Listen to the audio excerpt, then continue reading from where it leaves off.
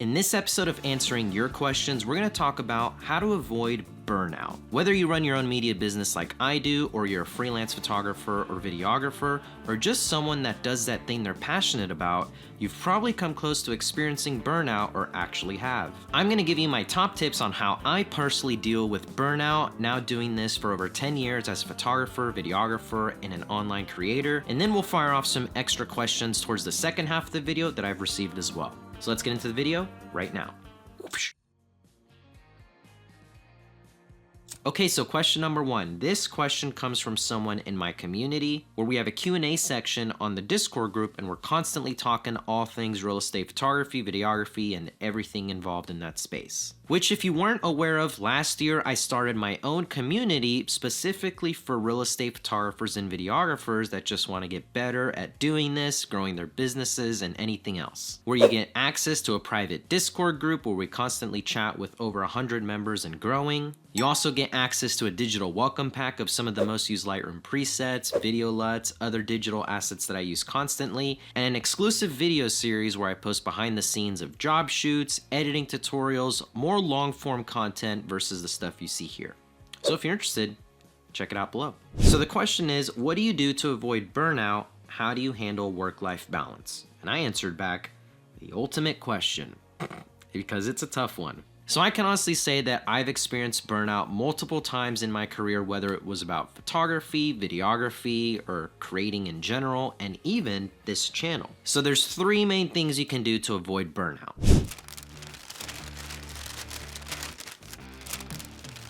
So number one is to take a break. Take a break from whatever that thing is and focus on something else. I know that's easier said than done, especially if it's your full-time gig, but if you can, taking some time away from that thing is the best cure. So let's take this channel for example. When I first started this channel back in 2017, it was just an outlet for creative projects, creative videos, whatever I wanted to do.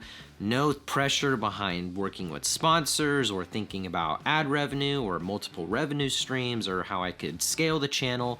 None of that. It was just an outlet to create whatever I wanted to. And funny enough, that's honestly how I learned doing video in general, was just doing videos on this channel. So if you want to learn video, start a channel because it'll force you to learn video. Soon after, the channel started growing, which of course I was thankful for. I started to work with sponsors and money started coming in, but I just started to stress over everything and I started to not look forward to making videos. And the cure for that was to simply back away and take some time off, because that way it gave me a full mental reset. It allowed me to come back thinking clearly and be able to enjoy this all over again. And if I'm being honest, I've had that feeling multiple times, and the cure is to just, again, like I said, step away.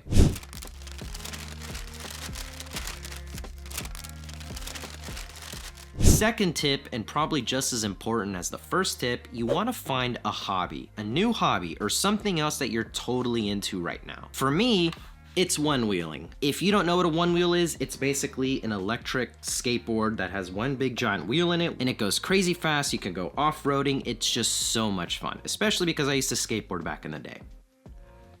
10/10 recommend. And if you've been around on the channel, you've seen me one-wheeling in a lot of my videos because I just love doing it so much. There's nothing more fun to just simply cruise around on a super nice day or go off-roading down in the bayou to just decompress, and I even use it to make videos. Another thing that I'm currently obsessed with is playing Gran Turismo 7, which is a racing video game with an actual driving simulator. So a physical steering wheel and pedals and everything.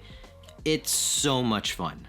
Might not sound like so much fun if you're not into cars, but I am and always have been, so it's just something I'm currently obsessed with. I can seriously lose myself in that game for hours. Funny enough, that's exactly what I'm gonna do after I'm done with this video. But it's just something I look forward to after a really long day, or if I'm feeling really frustrated, or I'm feeling like I'm lacking creativity or inspiration.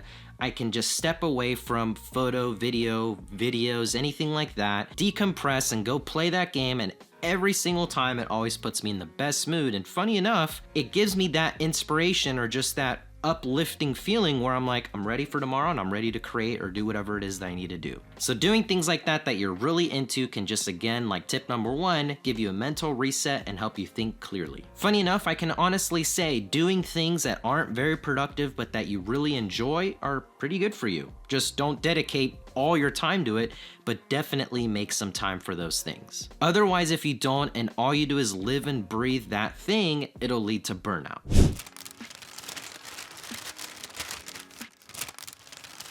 Lastly, I want you to ask yourself, are you really burning out on that thing that you used to love to do so much to where you feel like you don't want to do it anymore? Or do you just need to take some time away from it because you're experiencing creative block? Basically, like in my case, making videos or working on client videos and things like that, it's lacking that inspiration to just do those things in general. Or finding the motivation and just feel like you can't really create. That's just what I come back to. You're just lacking the motivation to create. That's something that I've constantly ran into, especially during those times where I'm really stressed and I'm having to produce a lot of things and just pump things out. And the cure for that, what I found, is honestly to just try and learn something new. Again, you're focusing on something else, but you're learning something new that has to do with that craft, for example, photography, videography, and it honestly excites you all over again. So maybe try learning a new way of shooting your photography, or maybe try learning how to do a new video thing, like learning how to color grade and shoot log footage.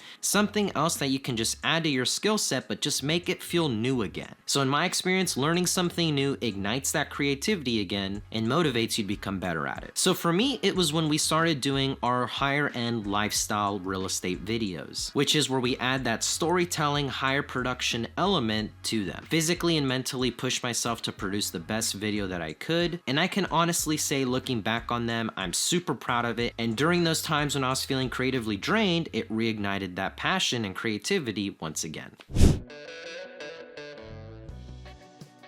Now, for the second half of that question, how do you deal with work-life balance?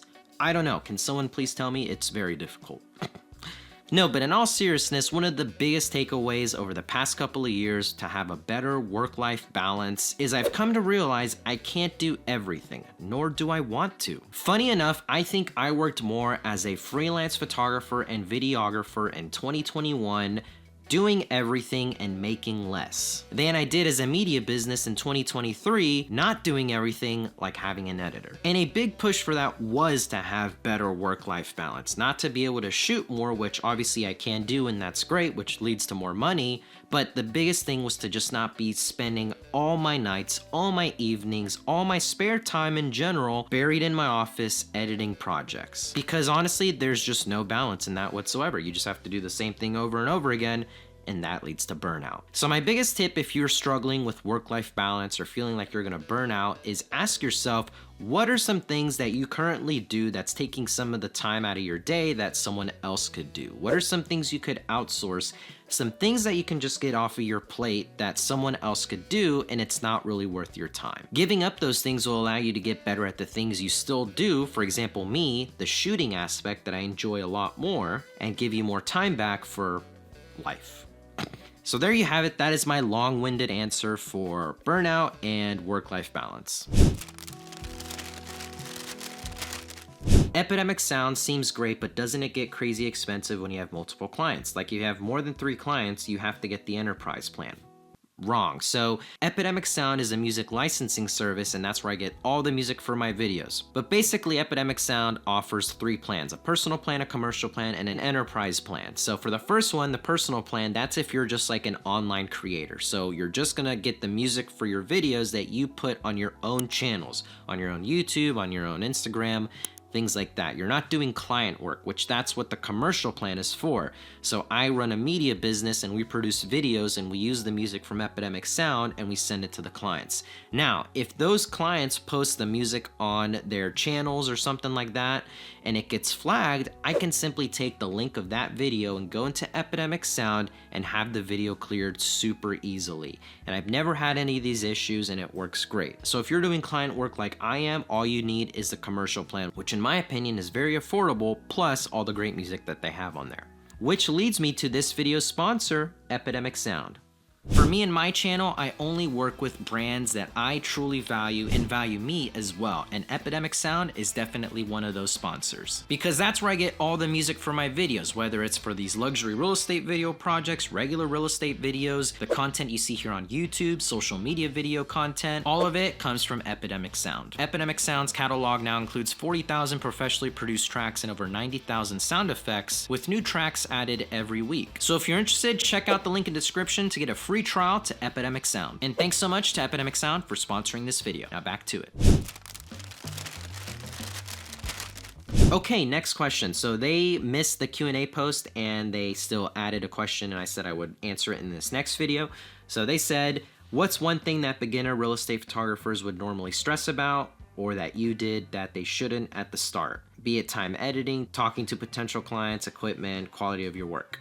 So one thing that I realized, and something that I stressed about for a second but really didn't put too much time to, but I see others, is they feel like they have to have everything figured out before they even start. Before they even do their first shoot, they're like, hey, I want to get into real estate photography. How do I set up my business? How do I get the license for this? How do I set up a website? How do I get my first 10 clients? Like, my point being, like, just start. Everything else happens naturally, and I feel like sometimes those things can even hold you back from actually starting. It's like you're putting too much pressure on versus just try and get your first client, or just focus on trying to do a free shoot to get some portfolio content, not everything else. It's like if you were to go jump into doing weddings, you wouldn't try and set up a wedding business immediately. I mean, if that's your goal, that's great. You'd probably just start second shooting for other wedding photographers and assisting them to just get a feel of the business and go from there. So my point being, just get the basics down as far as the gear that you need, not the best of the best gear, just the equipment that's gonna get the job done. Start making those connections and building that portfolio to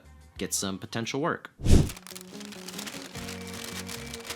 Next up, I've seen this variation of this question a couple of times. How do you deliver your headshots to clients? Do you email them, or do you have a program that you use? Same thing, do you take your headshots home and edit them? How do you send your headshots back to your clients? So I kind of touched on this in the last video, but I keep our systems simple, and I'm even trying to simplify them more this year. So we deliver most of our content through Dropbox. I know you're probably thinking like, what? Dropbox? Same thing as Google Drive, that works great, but I just have always used Dropbox and that's what I use. But we use Dropbox to deliver our video content, headshots. Basically, if I'm gonna work with that client for a long period of time, not just a one-off shoot, I'm gonna create a master folder for them and dump all of their stuff in there, really neatly organized by the month. So I might start with the client name and then the month that we shoot and that project, and then the next month, and then so on. That way, everything is neatly organized all in one place. I used to do the fancy galleries where the photos would be delivered really nicely. Funny enough, it was more of a headache on the client side. They have to put in their email, then go download them or do this, and it was like having it all in one place like Dropbox or Google Drive is so much easier and simpler on your clients. This is also another question that I've seen a variation of multiple times in my comments. Question in regards to the lens. So this was on my essential gear for real estate photo and video. Need to make an updated video of that for this year. I just got the RF 14-35 f4. Nice. I haven't used that lens, but it looks pretty awesome. Would you say that lens is okay for real estate video? Yes. I feel like people think like they have to have the 2.8 version of the 16-35 series lenses. So this right here is the Canon RF 15-35 f2.8. This is a very, very expensive lens, but it makes sense for everything that I do, and I didn't get this just when it first came out. This is my first very pro lens that I invested in last year. Up until that point, I was using an f4 lens for all of the real estate video work, and it worked fine. The only reason I really invested in this is because it's just so much more versatile. Obviously, that 2.8 aperture helps out a lot with low light scenarios, especially in real estate, but that f4 is not a deal breaker where you're like, I'm not gonna use that, I have to get the 2.8.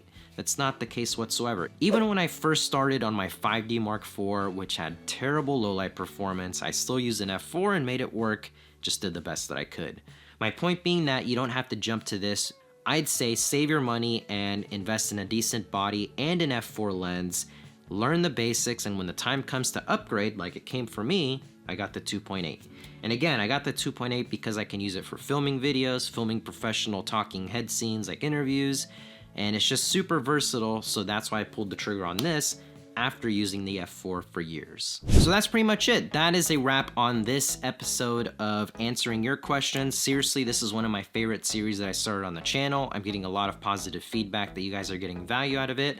My goal is to do them more frequently, not just once a month. So if you have some other questions that you'd love for me to answer in the next episode, drop them down below. And that's it. So leave a like if you enjoyed, comment down your thoughts, subscribe if you haven't already. I would love for you guys to be part of the channel, and I'll see you guys in the next video. And make sure to check out Epidemic Sound. Trust me, you won't be disappointed. See ya!